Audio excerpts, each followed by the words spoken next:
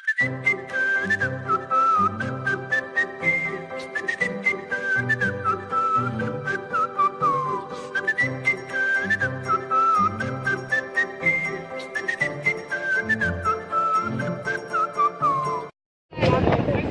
hello there. Good afternoon. We are here in Zambales, of course, and we are going to go to one of the most. No!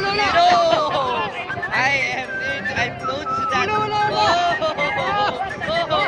So if you can see, we are actually carried by a big dump truck here at Batola, Zambales.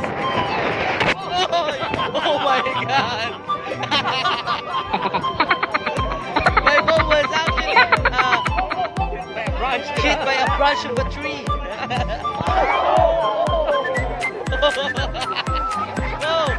So if you can see, we are actually enjoying here in a dump truck, but we are actually semi-experiencing riding a roller coaster.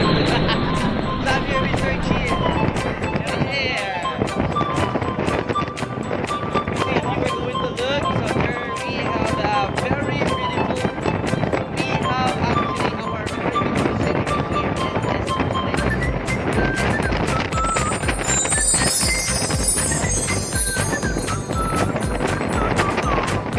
These are actually from senior scouts coming from Pampanga.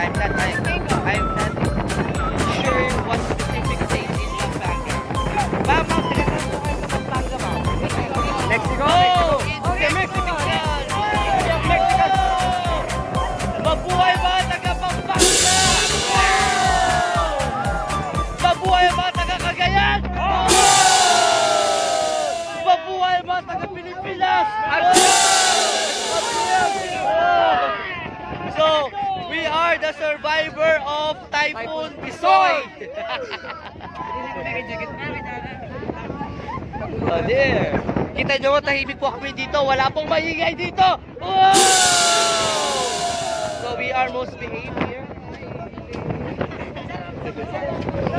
And later on,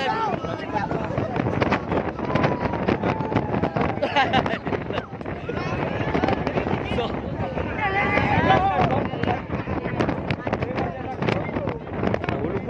and the neckerchief of searching was blown out by the wind.